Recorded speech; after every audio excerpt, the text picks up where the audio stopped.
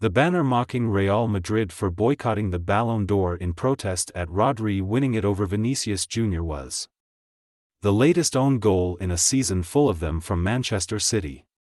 The giant tifo, depicting Rodri kissing the famous trophy, was accompanied by the message "Stop crying your heart out," a taunt at Real and Vinicius for their controversial decision to snub the ceremony. But the stunt, in which City were complicit by allowing the banner to be unfurled, despite it contravening their stated regulations regarding banners and flags, backfired spectacularly. Real staged another of their famous late comebacks over City to score twice late on and take a 3-2 lead into next Wednesday's decisive Champions League play-off return leg at the Bernabeu. The defeat has left City facing 3 games that could ultimately make or break a season in which their aura of invincibility has been stripped away, leaving them looking decidedly ordinary. On Saturday, City host Newcastle, a battle between 5th and 6th, where defeat for Pep Guardiola's faltering side would see their opponents go above them, to further dent their hopes of a top 4 finish. After that is City's trip to Madrid, where few would bet against holders Real progressing at their expense, followed by the visit of Premier League leaders Liverpool to the Etihad Stadium. Lose all 3 and City's season could effectively be over, with only the FA Cup and an unedifying scramble for a top 4 place left to play for this season. Conversely, should City defy the odds and win all 3, they would revive a moribund season and prove their enduring quality, despite their recent struggles. But it is hard to see that scenario unfolding over the next 3 games, when the recurring theme this term has been City imploding and displaying a hitherto unseen mental fragility.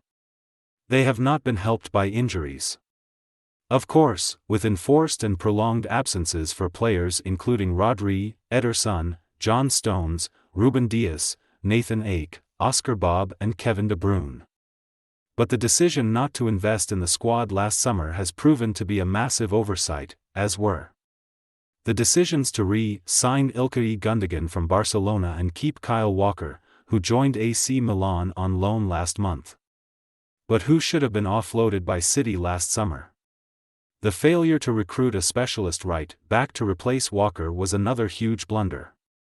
Walker's battles with Vinicius in recent seasons were one of the engaging subplots of the clashes between City and Real.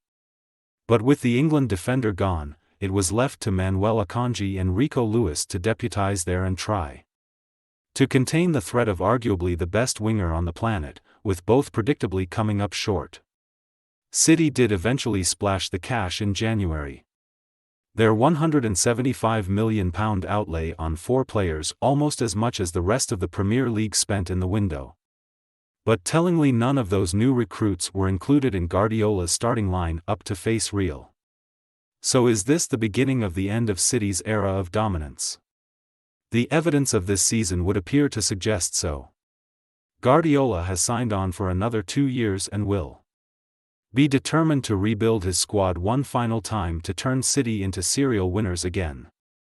But with Liverpool on course to win the Premier League at a canter and Real having provided a timely reminder of their peerless and enduring pedigree in Europe, Guardiola has it all to do to reassert himself as the greatest coach of the modern era. Join our new WhatsApp community and receive your daily dose of Mirror football content.